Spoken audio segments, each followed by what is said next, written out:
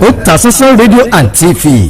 àdúpẹ́ ibi ẹ ti bẹ̀rẹ̀, àdúpẹ́ ibi tẹ́ bá dé, àwa ń dúpẹ́ o ibi tẹ́ ń mú wa lọ. àdúpẹ́ o fún gbogbo ẹ̀yin lólùfẹ́ wa káàkiri àgbáláyé, àdúpẹ́ fún gbogbo ẹ̀yin tẹ́ ń gbọ́ wa tẹ́ ń wò wá níkànnì Otasansan rédíò TV Yorùbá. A mọ̀ dúpẹ́ lọ́wọ́ ẹ̀yin lólùfẹ́ wa, ẹ̀yin fáǹsì wa tó jẹ́ pé Otasansan rédíò TV Yorùbá òun náà ni ẹ̀yàn láàyò.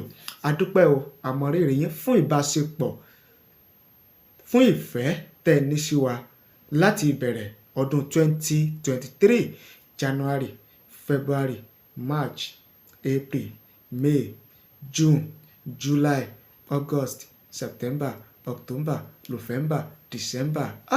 Ẹ sì fi wá sílẹ̀, ẹ dúró tì wá, ẹ ń wò wá, ẹ ń gbọ́ wá. A mọ̀ dúpẹ́ lọ́wọ́ yín gan o. Ìfẹ́ lẹ ní sí wa torí pé kì í ṣe Otasansan rédíò TV Yorùbá nìkan ọ̀nà wà lórí àwọn social media, ṣùgbọ́n ìfẹ́ lẹ ní sí wa tẹ́ fi yàn wá láàyò, tẹ́ fi ń gbọ́ wá, tẹ́ fi ń wò wá. Ìdí rèé o táwọn náà fi ní ọ̀tọ̀ ó yẹ ká kí yín, ká yìn yín, ká dúpẹ́ lọ́wọ́ yín fún fẹ́ òdodo tẹ́ ní sí wa. Ẹ̀ ń wò wá, ẹ̀ ń gbọ́ wa, ẹ̀ ń bá ní like àwọn programs wa, ẹ̀ ń bá ní share àwọn programs wa, ẹ̀ dẹ̀ ń comment, ẹ̀ ń fi èrò ti yín, ẹ̀ fi ránṣẹ́ sí wa lórí àwọn ètò tá a bá mú wá fún yín. Ẹ̀ tún wá ń bá ní share rẹ̀, tó ń like ẹ̀ tún wá ń pè wá. Kì í ṣe pípé nìkan, ẹ̀ tún wá ń ṣe kóríyá ìwúrí, ẹ̀ tún ṣe fún wa níkànnì yìí. A dúpẹ́ lọ́wọ́ yín o, àmọ̀rírì yín. Lówó tá a lè gbé fún yín, ní nǹkan kan kò sí tá a lè fún yín tó jẹ́ pé ẹ fi lè nífẹ̀ẹ́ wa. Ìdí rèé o tá a fi ń kí yín pé ẹ ṣé, àdúpẹ́ àmọ̀rírì yín níkànnì wa Otasansan rédíò TV Yorùbá. Ìfẹ́ tẹ́ ẹ ní sí wa ọbẹ̀ ìbàrè kò ní jẹ́ kó sá. Àwa ní jọra wa lójú, ní jọra wa lójú lọ́dọ̀ yín torí pé tí ò bá sẹ́yìn kò lè sáwà, torí pé ẹ wà ń bẹ̀, torí pé ẹ ń wò wá, torí pé ẹ ń gbọ́ wa. Òun náà ló jẹ́ káwa náà ká lè máa tún máa wá lóòrèkóòrè láti máa mú tuntun wá fún yín. Àdúpẹ́ o, ẹ ṣé, àmọ̀rírì yín. Ọba Èdùmàrè yóò bá ní fi ọ̀pọ̀ rọ́pò gbogbo bí tẹ́ ẹ ti ń rówó, tẹ́ ẹ fi ń ra dátà, tẹ́ ẹ fi ń wò wá, bí tẹ́ ẹ ti ń rówó, tẹ́ ẹ fi ń ṣe kóríyá fún wa. Ẹ sẹ́ǹdì owó, ẹ sẹ́ǹdì gift sí wa, ẹ tún kí wa. A mọ̀ dúpẹ́ lọ́wọ́ yín, àmọ̀rírì yín o torí pé tẹ́ni bá ṣe ni, téèyàn bá ṣèyàn ọ̀tọ̀ ká kí, ká yìn, ká sì dúpẹ́ lọ́wọ́ rẹ̀. Ẹ ṣé o, àdúpẹ́ o. Ẹ má wàá jẹ́ kó sú yín o.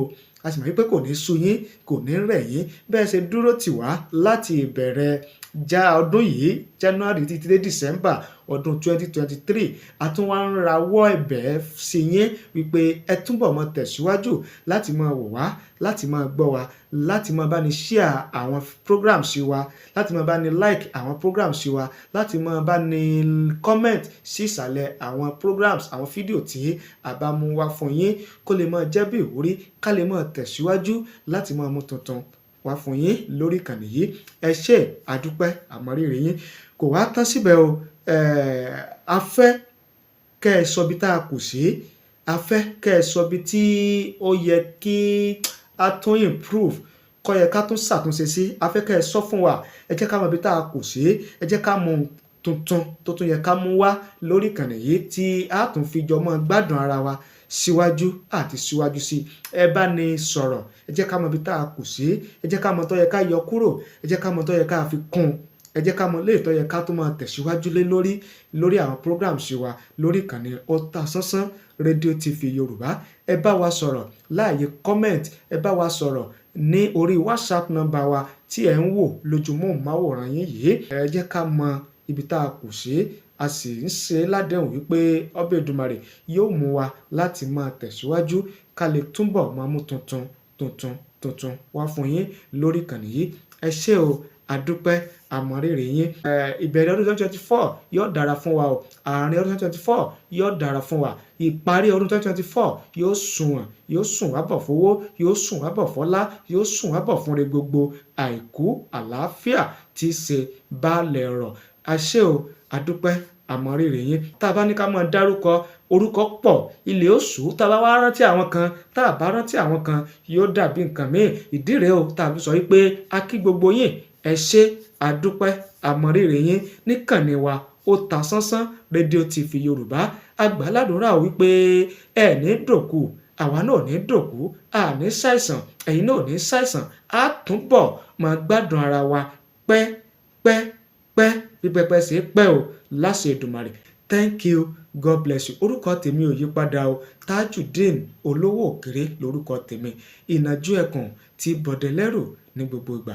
Ìkòyí ẹ̀ṣọ́ Ìkòyí ni mí, Ìkòyí ẹ̀ṣọ́ nílé bàbá tó bí mi lọ́mọ. Àdúpẹ́ àmọ̀rírì yín. Thank you, God bless you.